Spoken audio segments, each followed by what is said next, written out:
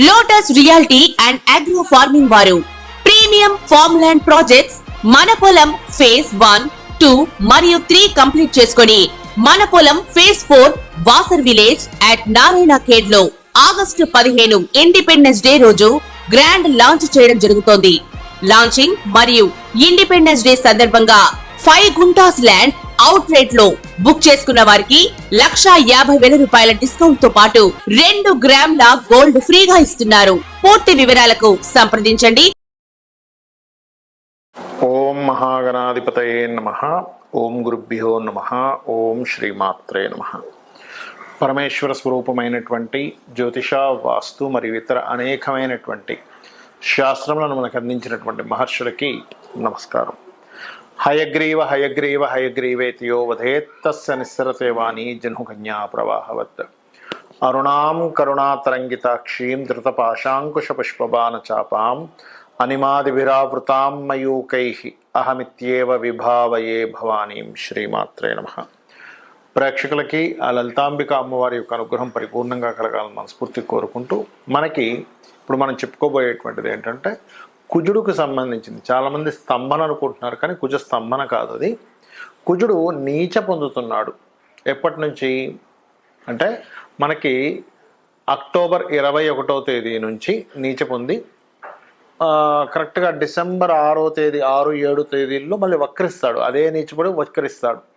వక్రించి జనవరి 22వ తేదీ వరకు వక్రించి మళ్ళా కర్కాటకంలోనే ఉంటాడు. అంటే దాదాపుగా ఆయన ఎంటర్ అవ్వడము ప్లస్ వక్రించి అక్కడే ఉండడం. దీన్ని బట్టి ఏమంటారంటే ఎక్కువ కాలం ఉంటున్నాడు కాబట్టి స్తంభన అనుకుంటారు. కానీ స్తంభన అనేటువంటిది ఏంటంటే అసలు ఎక్కడా కూడా కొన్ని డిగ్రీలు కూడా ముందుకు కదలకపోతే దాన్ని స్తంభన కింద తీసుకోవాలి. స్లో మూమెంట్ ఉంది కాబట్టి కొంతమంది స్తంభన అంటారు. బట్ అక్కడ ఇచ్చే ఫలితం చూడాలి. స్తంభించినా, వక్రించినా, నీచబడ్డా, అంటే ఒకవైపు నీచబడి ఉన్నాడు, వక్రించున్నాడు.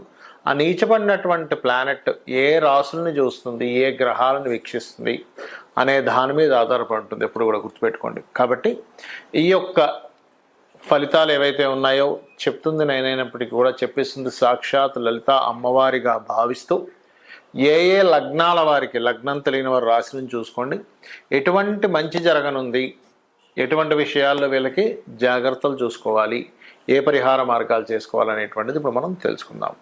వృశ్చిక లగ్నము, వృశ్చిక రాశి. వృశ్చికం వారికి కనుక చూసుకున్నట్లయితే పర్టికులర్గా ఇక్కడ ఈ యొక్క రాశి నుంచి, అంటే ఈ లగ్నం నుంచి లేదా లగ్నం తెలియని వారి రాశి నుంచి మీకు 4వ స్థానంలో ఉండేటువంటి శని మీద వక్రించిన ఈ యొక్క కుజుడి యొక్క దృష్టి పడుతుంది. అదేవిధంగా 9వ స్థానంలో కుజుడు ఉంటున్నాడు. 12వ స్థానంలో రవి నీచబడి నీచభంగ రాజయోగాన్ని పొందుతున్నాడు. కుజరవులు ఇద్దరు కూడా నీచభంగ రాజయోగాన్ని పొందుతూ ఇక్కడ కలిగేటువంటి రిజల్ట్స్ ఏమిటి అంటే, దీనివల్ల పర్టికులర్గా మీకు ముందుగా జాగ్రత్త చెప్తాను.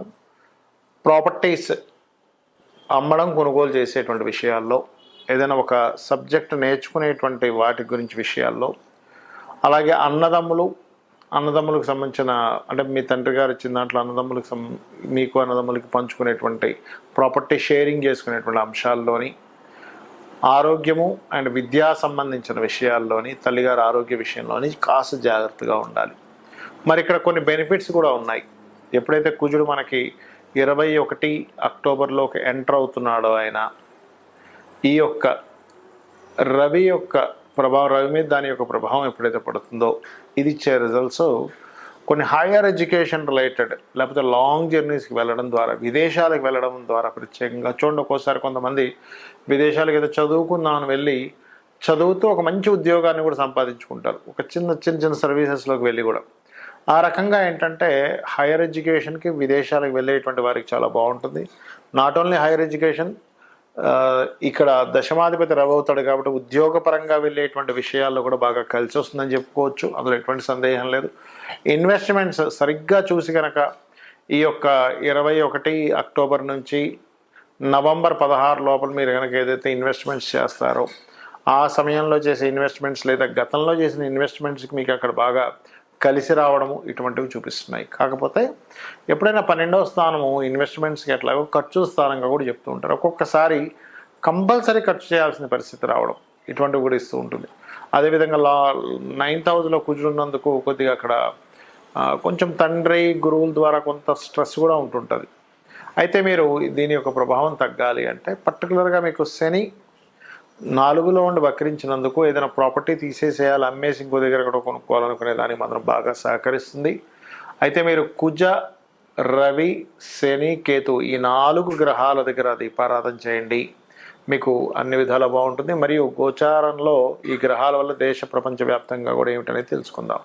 ఈ విషయాలు చెప్తుంది నేనప్పటికీ కూడా చెప్పిస్తుంది సాక్షాత్ లలిత అమ్మగారుగా భావిస్తూ, ఇక్కడ ముందుగా మేషలగ్నం వారికి కనుక చూసుకున్నట్లయితే మేషం వారికి లగ్నాధిపతి నీచ పొందుతున్నాడు, గుర్తుపెట్టుకోండి. అంటే లగ్నాధిపతి నీచంలోకి వెళ్తున్నాడు, అది మరలా అక్కడి నుంచి శనిని వీక్షిస్తున్నాడు అన్నప్పుడు పర్టికులర్గా వీళ్ళకి దీంట్లో రవి ఎప్పుడైతే మనకి తులారాశిలోకి ఎంటర్ అవుతాడో రవికున్న ఫలితం ఏమిటి అంటే ప్రపంచవ్యాప్తంగా కానీ దేశవ్యాప్తంగా కానీ ఉండేటువంటి ఫలితాలు ఏమిటి, మీ లగ్నరీత్యా వచ్చేటువంటి ఫలితాలు ఏమిటి అంటే, ఒకటి మీ లగ్నాధిపతి ఎప్పుడైతే నీచ పొందుతున్నాడో ఇక్కడ మీరు జాగ్రత్త పడవలసిన అంశము పర్టికులర్గా వాహనాల మీద వెళ్ళేటప్పుడు, ఏదైనా భూములు కొనుగోలు చేసేటప్పుడు ఈ పర్టికులర్ టైంలో, ఇందాక నేను మీకు చెప్పాను కదా, అక్టోబర్ 21వ తేదీ నుంచి మనకి మధ్యలో మనకి డిసెంబర్ 6వ తేదీ వరకు ఆయన అక్కడ నుండి వక్రిస్తాడు. దాని తర్వాత అని అనుకున్నాం డిసెంబర్ 6 నుంచి, అండ్ జనవరి 22 వరకు అక్కడే ఉండి మళ్ళీ వెనక్కి వెళ్ళిపోతాడు, మిథునంలోకి వెళ్ళిపోతాడు. సో ఈ టైం అంతా కూడా, కాకపోతే ఏంటంటే ఈ యొక్క సంవత్సరం కుజుడి యొక్క సంవత్సరం, క్రోధినామ సంవత్సరం, మంగళుడితో స్టార్ట్ అయింది కాబట్టి ఆయన నీచ పొందినప్పుడు మరింత జాగ్రత్తగా ఉండాలి. అయితే ఇక్కడ భూములు, గృహ నిర్మాణ సంబంధించినటువంటిది, వాహనాల మీద వెళ్ళేటప్పుడు ఏదైనా సబ్జెక్ట్స్, కొత్త కొత్త సబ్జెక్ట్స్ అవి ట్యూషన్స్ కనో లేకపోతే ఆన్లైన్లో మనీ కట్టి ఆ సబ్జెక్ట్స్ తీసుకోవడమో కొన్ని చేస్తూ ఉంటారు డిఫరెంట్గా. అటువంటి విషయాల్లో మరియు తల్లిగారు ఆరోగ్య విషయంలో చాలా జాగ్రత్తగా ఉండాలి. ఇది కుజుడు నీచిపడినందుకు. మరి అదే కుజుడు వక్రించి శనిని కూడా చూస్తాడు. ఎక్కడ ఉంటాడు శని? 11వ స్థానంలో ఉన్నాడు ప్రజెంట్. సో వ్యాపార సంబంధించిన ఎక్కడికైనా ఈవెంట్స్కి వెళ్ళినప్పుడు, లేనట్లయితే ఒక్కోసారి చూడండి లాంగ్ డ్రైవ్స్కి వెళ్తుంటారు సరదాగా అందరూ కలిసి, అలాంటిది ఏదైనా ఆహ్లాదకరమైన ప్రదేశాలకు, అందులో ముఖ్యంగా జల ప్రదేశాలకు వెళ్ళినప్పుడు, ఎందుకంటే జలరాశుల్లో ఉన్నటువంటి కుజుడు వీక్షించి చూస్తున్నాడు. ఎప్పుడైనా ఈ పాపగ్రహాలు జలరాశుల్లో ఉన్నప్పుడు దాని ప్రభావాన్ని పెంచుతూ ఉంటాయి. మనం లాస్ట్ టైం చెప్పుకున్నాం 10 నెలల క్రితం, రాహువు జలరాశుల్లోకి వస్తున్నాడు, జల ప్రళయాలు వస్తాయని. ఎందుకంటే జలరాశుల్లో ఉన్నాడు కాబట్టి ఏంటంటే ఈ జాగ్రత్త ఖచ్చితంగా తీసుకోవాలి. మరి ఇక్కడ మంచి కూడా అన్నారు కదా, ఏమిటంటే ఆ మంచి ఏమైనా ఉంటుందా అంటే, ఇక్కడ రవి ఎప్పుడైతే మనకి తులారాశిలోకి సంచరిస్తాడో అంటే పర్టికులర్గా ఈ అక్టోబర్ 16 నుంచి నవంబర్ 16 సమయంలో, గుర్తుపెట్టుకోండి, అక్టోబర్ 16 నుంచి నవంబర్ 16 మధ్యలో రవి తులలోనే ఉంటాడు.